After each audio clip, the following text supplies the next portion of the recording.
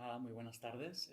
Bienvenidos a este nuevo encuentro de autores de Barlin Libros. En este caso, en esta ocasión, tenemos a Celia Cuenca, autora de Universos Cercanos, que llegará a librerías a principios de septiembre de 2024. Y bueno, esto dentro de la dinámica de este tipo de charlas que estamos haciendo de encuentros con autoras, pues es un poquito una pequeña presentación general del libro, ¿no? Y de qué nos vas a hablar y cuál es tu propuesta, etcétera, etcétera. Entonces, Vale. la primera pregunta es obligatoria, que es siempre la misma, y es que nos expliques en 3 minutos, o sea, de manera muy concisa, qué es Universos Cercanos, qué es tu libro. Ok. Universos cercanos es un ensayo, es divulgación, tiene un carácter didáctico y lo que hace es abordar el concepto de ciencia ficción desde un punto de vista más actual, más contemporáneo, que el público de hoy pueda entender, que se aleje un poquito del convencionalismo académico y sobre todo lo que hace es revisar el género desde una perspectiva visual. Es decir, cómo han evolucionado las imágenes de la ciencia ficción. Todos tenemos en la cabeza pues las naves, las espadas láser, los planetas exóticos, pero también hay otra ciencia ficción que aborda un tipo de imágenes diferentes y a mí personalmente me ha interesado mucho esa evolución y el significado de esas imágenes en las historias que vemos del género. Perfecto. Es decir, estás más centrado en la evolución estética del Sí, género sí. desde X momento, desde cuándo hasta... para hacer un Em, recorrido, un barrido. En uno de los capítulos hacemos una revisión desde el inicio del cine durante el principio del siglo XX, porque la ciencia ficción al final nace con el propio cine. Hay un hito muy relevante en la década de los 60 y luego nos centramos en películas de la última década, desde Interstellar en 2014, hace justo 10 años, hasta la actualidad. ¿Y cuál es este hito de los años 60? Porque creo que es... Bueno, creo no, lo sé, obviamente. Ya me sé el libro. Pero para los que no conozcan sobre el género, etcétera, etcétera, ¿por qué los años 60 suponen un hito en este sentido? A ver, los años 60 son un hito general a nivel cultural, ideológico, social, económico y obviamente en el cine, igual que en la música, ¿no? Pasó exactamente lo mismo. En concreto en la ciencia ficción lo que ocurre es que con la carrera espacial, con la guerra de Vietnam, con la crítica social al machismo, a la homofobia, a la contaminación, eh, hay toda una serie de cuestiones que hasta ese momento habían estado en la ficción, como podía ser la llegada a otros planetas o a la Luna, que automáticamente se están convirtiendo en realidad. El hecho de que el napalm, por ejemplo, tenga esa potencia química de convertirse en un arma de destrucción salvaje, es algo que solo había estado en la ficción. Entonces, cuando todos esos argumentos que formaban parte de lo imposible o de lo improbable empiezan a ocurrir en la realidad, ¿qué pasa con la ciencia ficción? ¿Para qué sirve? ¿Cuáles son los argumentos o las historias que la siguen manteniendo como un género de lo que podría llegar a pasar? Entonces empieza a aparecer una nueva forma de experimentar el género que en lugar de centrarse en estas cuestiones del exterior, se empiezan a centrar en lo que ocurre con los personajes, en cómo se enfrentan a ese descubrimiento de un planeta, por ejemplo. Esto, tanto en la literatura como en el cine, es la nueva ola de la ciencia ficción. Es más conocida la Nouvelle Vague, por ejemplo, con Godard, pero también hubo una nueva ola en concreto en la ciencia ficción. En la literatura aparecen las autoras también, que hasta el momento pues, no habían tenido tanto espacio. Y en el cine se busca una ciencia ficción más poética que represente ese interior de los personajes. Es una época muy bonita para analizar.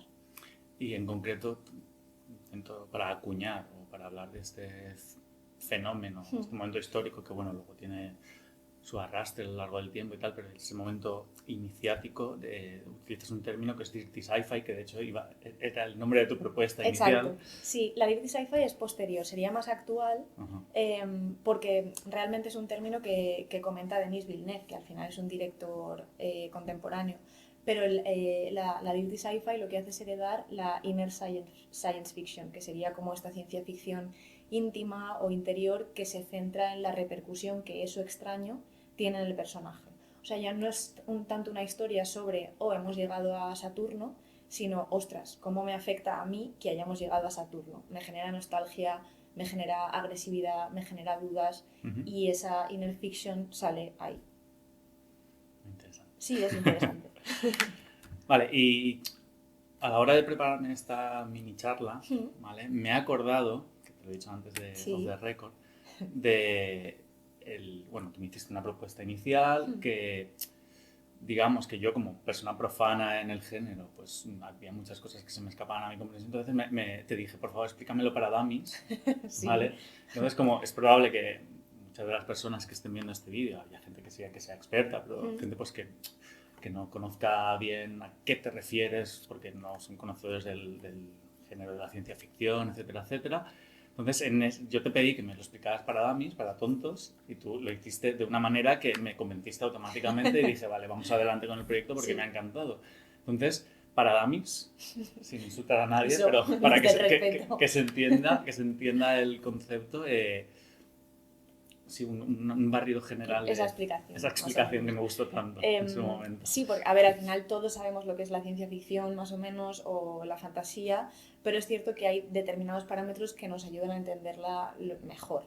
Entonces, en la narrativa, en la creación de historias, hay dos grandes universos, el del realismo y el de la ficción. El realismo pues, puede ser historia, puede ser cuestiones contemporáneas, y luego la ficción es todo lo que no ha ocurrido todavía o formaría parte de realidades alternativas. Dentro de la ficción, de lo que no es realista, tenemos tres grandes categorías en función de cómo eso extraño e imposible se resuelve en la historia. Tenemos por un lado la fantasía, que sería lo maravilloso, pues las películas de Disney, la mitología, la capa y espada, todo aquello en lo que la magia es plausible, ¿no? y determina las normas de determinado universo. Luego tenemos lo paranormal, lo siniestro, que todos entendemos como el horror o el terror, y es cuando lo cotidiano se pervierte y aparecen los espíritus, los vampiros, los fantasmas y demás. Y luego la ciencia ficción es cuando eso extraño que aparece en la historia siempre se puede llegar a explicar bajo determinadas leyes que no necesariamente sabemos que van a ocurrir, pero bajo determinados parámetros físicos, biológicos, temporales, políticos, podría llegar a ocurrir.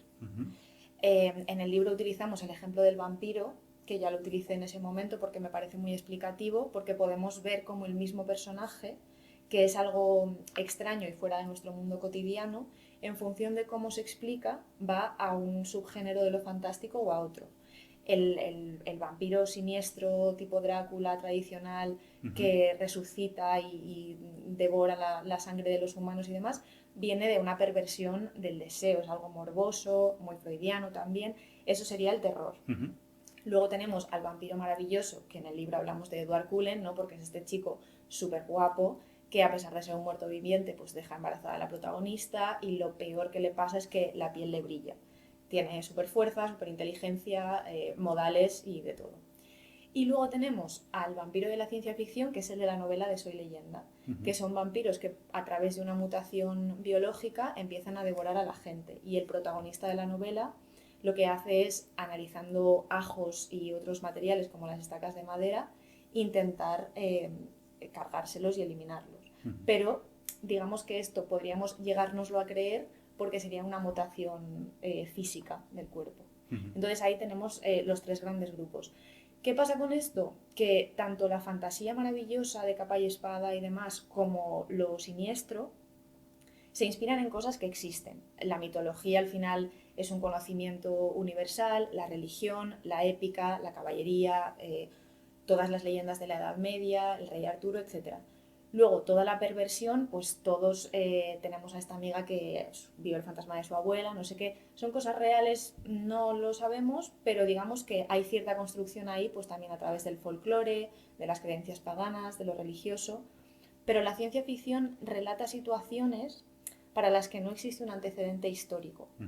Entonces, a mí personalmente lo que me interesa mucho es cómo las personas que generan estas historias dan forma a los elementos que aparecen en estas historias. Al final, un vampiro es un muerto viviente. Todos hemos tenido una experiencia con la muerte, todos hemos deseado que alguien que se ha ido volviera de alguna forma, todos hemos valorado si tenemos cierta creencia con la fe, si consideramos que existe una fuerza superior, pero en nuestro día a día no nos preguntamos qué pasaría si apareciera yo sola en Marte y me encontrara con un ovni, o aquí si viniera un extraterrestre a visitarme, porque no proviene de una fuente anterior o de un conocimiento generado por el ser humano. Uh-huh. Entonces me gusta mucho esa idea que propone la ciencia ficción de dónde vienen estas figuras, cómo ilustramos estas historias, de dónde surge. Y de hecho utilizas una expresión, porque me has releído antes este mail para Damis que te pedí, una expresión concreta que es un género sintomático, sí, que me gustó mucho en su momento y me sigue gustando. Sí. Precisamente como no parte o no viene claro. de ningún antecedente o de ninguna tradición, Uh-huh. por decirlo de algún modo, es sintomático en el sentido de que se expresa o se desarrolla, no sé cuál es la... Sí, como se plasma. Sí, es corpóreo, toma cuerpo, forma. Sí. Toma forma pues a raíz de los miedos, las ansiedades. Claro. Y las esperanzas también. Las esperanzas de un momento determinado. Sí. Y eso es lo que haces en tu libro. Sí. Analizar el modo en que se... Claro, porque es habitual que lo hayamos hecho con épocas pasadas, Uh-huh. pero no es tan habitual que lo hagamos ahora. Y sigue siendo igualmente ilustrativo, ¿no?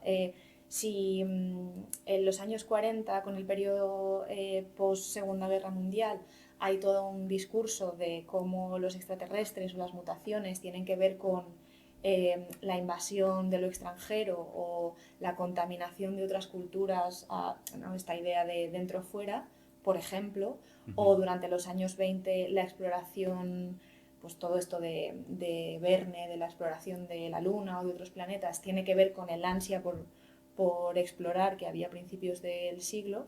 ¿Qué ocurre ahora? ¿Qué dicen de nosotros las imágenes que aparecen ahora en esta ficción? Uh-huh. En ese sentido es sintomático, igual que lo es cualquier género. Al final todos los géneros van evolucionando y podemos ver cómo hay determinados códigos en la comedia, en el romance, en el terror, en la acción, que gráficamente evolucionan. Pero la ciencia ficción, precisamente porque sus elementos surgen de lo más profundo, ¿no? Uh-huh. Resultan todavía más interesantes. Uh-huh. Volviendo, sí. Retomando el hilo y volviendo un poquito a lo que contabas antes, hay una relación directa entre esta inner sci-fi y dirty sci-fi, ¿no? Sí. La de los años 60 y la de la actualidad, los últimos años, precisamente porque lo que tú le explicas desde el descreimiento. Sí, ¿no? sí. Sí, yo lo que hago es relacionar la idea de la falta de una imagen de lo futuro. Uh-huh. Justo ayer lo estaba hablando... La incapacidad de claro. imaginar el futuro colectivo, colectivo, ¿no? Hacia dónde vamos, todos tenemos una idea. Ayer estaba hablando yo nací en el 91, cuando yo era pequeña y fui con mis padres a Disneylandia, yo tengo el recuerdo del vuelo de Iberia como si ese avión fuera una mansión, también porque yo era más pequeña, pero había como cierta sensación de porvenir, de riqueza, y eso es algo que pues, por un montón de situaciones ha ido quedándose relegado. Y no hay nada optimista o agradable que haya sustituido a esa sensación. Y creo que eso pasa un poco en los 60. Uh-huh. Sobre todo si nos centramos en Estados Unidos, ¿no? Que es un poco el núcleo de esto, porque la mayoría de referencias del libro son películas mainstream, Hollywood y demás. Hubo como un crecimiento brutal, una idea muy definida de lo que constituía el bienestar, una buena familia, una buena vida, una buena casa, una buena carrera, pero de repente resultó que había un montón de minorías, y no tan minorías, que no formaban parte de esa imagen del bienestar. ¿Y qué pasaba con todas estas personas? Pues que precisamente su presencia hacía que esa imagen tan redonda se empezara a agrietar. Y ahora ocurre lo mismo. Uh-huh. Entonces, ante esa falta de imágenes de lo futuro, el género tiene un reto todavía mayor. No solo tengo que inventar las figuras con las que ilustrar mis historias, sino que tengo que encontrar algo, tengo que ilustrar un futuro que ni siquiera sé. Soy capaz de imaginar. Claro, y mi público tampoco. Uh-huh. Entonces es como el gran vacío. Entiendo también que esto es una visión generacional, pero bueno, creo que sí que hay un poco de equivalencia. Pero no es generacional, pero no es equivocada. Sí, o no, claro. En realidad no hay nada equivocado. Y luego te quería preguntar también, volviendo al tema para Damis, Uh-huh. ¿vale? Sobre algunos de los términos que utilizas en el libro, Okay. que obviamente, insisto, con lo que decía antes, para la gente que esté habituada a leer o ver películas del género, pues a lo mejor les está chupado, pero entonces a mí hay dos conceptos que te quería preguntar concretamente, que uno es el de extrañamiento. Sí. Porque creo que es un concepto bastante central a la hora de desarrollar tu tesis. Sí, de nuevo, en general todos lo hemos experimentado, cualquier persona que haya leído o visto ficción, pero bueno, es un término quizá más de estudios de divulgación. Cuando nosotros estamos ante una narrativa en la que ocurre algo que no es realista, se introduce la cuestión del extrañamiento, que es ese algo que yo no sé reconocer y que la historia me va a tener que guiar para que pueda entender. Ese extrañamiento, decía Todorov, que era un filósofo del que hablamos en el libro también, es un concepto efervescente, que es una cosa que a mí me parece súper bonita, porque quiere decir que es algo que está en la historia y hasta que la historia no termina, ese extrañamiento no se asienta. ¿Cómo se asienta el extrañamiento? Encauzando la historia en uno de esos tres grupitos de los que hemos hablado antes. Aparece una presencia extraña. Si la puedo explicar a través de la magia, estamos en la maravilla, una hada madrina, por ejemplo, que tiene poderes. Si se trata de un espíritu que viene para poder descansar en paz, estamos ante lo siniestro, el terror, etc. Y si se convierte en una presencia que físicamente puede habitar en otra galaxia, pero ha venido para avisarnos de algo, entonces sería la ciencia ficción. El extrañamiento es como la antesala de la resolución de la historia. Y está muy relacionado con el tema de la suspensión de la incredulidad, que es el hecho de que yo me enfrento a una historia y si está bien construida, aunque se trate de algo fantástico, yo puedo formar parte de esa historia, porque es coherente y es verosímil, aunque no sea realista. Bueno, entonces esto trazo conexiones con otros libros del catálogo, Claro. no lo puedo evitar. Ya igual, organizamos una charla con Aurea Ortiz. Claro.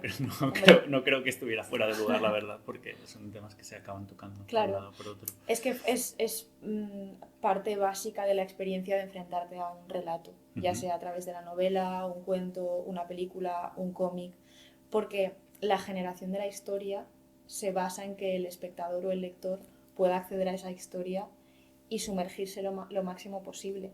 ¿Cuál es el reto al que se enfrentan los showrunners o los directores o las realizadoras ahora? Que estamos todo el rato con el teléfono. Entonces tú estás viendo algo y es muy difícil que realmente te dejes llevar.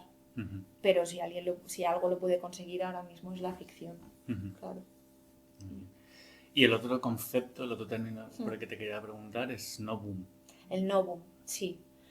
El novum es lo nuevo. Novum y en plural los nova. Sería ese elemento extraño que aparece en los relatos de ciencia ficción en torno al que va a girar toda la trama, todo el desarrollo. Un ejemplo de novum muy claro que creo que todos conoceremos, el programa informático de Matrix, del que hablamos en el libro. Se trata de una invención de algo que no existe en nuestro mundo y que gracias a su intervención o a su posicionamiento en el relato podemos construir una historia alrededor de esto. Una civilización extraterrestre que viene a invadir la Tierra sería otra forma de novum. Un sistema político que hace que los adolescentes se maten en un juego anual en el que solo puede quedar uno, el novum de los Juegos del Hambre, por ejemplo. El sistema de castas de Divergente, otro novum. Es como la base, las reglas del juego sobre las para... que se sustenta, ¿no? Exacto. El novum tiene que estar bien construido y tiene que estar bien definido para que el extrañamiento y la suspensión de incredulidad funcionen. Si yo defino un novum y luego mi personaje protagonista no se adscribe a las normas de ese novum, ahí, claro, empieza a chirriar. Puede funcionar muy bien. En el libro, por ejemplo, hablamos de Star Wars, ¿no? Que algunos no la consideran ciencia ficción y demás. Puede funcionar bien porque el novum es una cuestión de fondo, la casta de los Jedi, la fuerza, el imperio intergaláctico y demás, pero la verdadera trama no va de eso. Va pues de saga familiar, búsqueda del elegido, etc. El novum, si queremos que funcione como cuestionamiento, crítica social, advertencia y demás, tiene que tener unas reglas muy claras para que la historia funcione a su alrededor. Y puede tener la forma que se quiera, eso sí. Perfecto. Es muy versátil. Muy bien. De hecho, para que lo sepáis, al final del libro hay un pequeño apartado de glosario con los términos así más, los conceptos más importantes que, insisto, para los que sean un poco profanos, pues a lo mejor la primera vez que lo leen, uy, ¿esto qué es exactamente? Que luego, obviamente, por contexto, es muy fácil deducirlo, pero bueno, Está ahí, por si Si acaso. no queremos recurrir al contexto, está Sí. el glosario, Mm. así junto con un glosario de películas, de todas Sí. las que hablas a lo largo del libro, que son un montón, Sí. etcétera, etcétera. Y las referencias de texto. Y referencias de texto. Mm. Y bueno, pues como solemos hacer en estos encuentros, siempre pido a las autoras que nos lean un pasaje seleccionado previamente. Vale. Para terminar, en este caso, como el libro todavía no está impreso, porque llegará en unos días de imprenta, se está grabando esto a finales de julio, lo veréis más tarde, pues finales de julio, pues nada, lo vas a leer directamente de pantalla y nada. Necesitamos... Sí, estos son problemas del directo, pero no pasa nada. Ahí está. Vale. Pues nada, nos vas a leer un fragmento. ¿Hace falta que lo contextualices? O... No, Vale. es el principio de un capítulo. Acabamos de hablar de un par de secuencias, Interestelar y La llegada, y es una reflexión sobre esto. Estupendo, pues adelante. La imposibilidad de abarcar y explicar la experiencia humana parece convertirse en la cuestión más relevante para estas historias. Al fin y al cabo, en ambas secuencias, los elementos analógicos y el contacto físico se convierten en recurrentes y sugieren desde su presencia inmediata la trascendencia de lo cotidiano. Muchos investigadores de la cultura visual del siglo XX consideraron que la verdadera revolución de la imagen tiene lugar en la Edad Media, cuando la imagen asume su incapacidad a la hora de representar conceptos abstractos como Dios, fe o sacrificio. Es revelador que esta nueva rama de la ciencia ficción contemporánea adopte hoy un argumento similar en el que las películas de esta posible tendencia comprometan sus imágenes y su estética para intentar representar lo espiritual, lo nostálgico y lo incierto, todas ellas emociones abstractas, y que además lo hagan en un género que ha quedado tan ligado a la razón a través de las décadas. Para comprender cómo han evolucionado las formas de la ciencia ficción cinematográfica, es esencial realizar un recorrido estético del género, explorar por qué hoy buscamos nova menos tecnológicos y más misteriosos, nova que devuelven nuestra mirada al aquí, a lo natural y a lo humano, en un género que desde siempre ha buscado la perfección más allá, más lejos, más adelante. Los nova de los que hablábamos. Estupendo. Pues mira, no se ha hecho adrede, pero ha sido un cierre perfecto. Sí. Y nada, muchísimas gracias. Por el ratito, nos ha pasado muy bien. Y nada, Universos Cercanos llegará el 11 de septiembre en librerías. Así que para cualquier persona interesada en la ciencia ficción o en descubrir apartados de la cultura contemporánea relacionados con el cine o la estética, es vuestro libro. Muchas gracias. Gracias.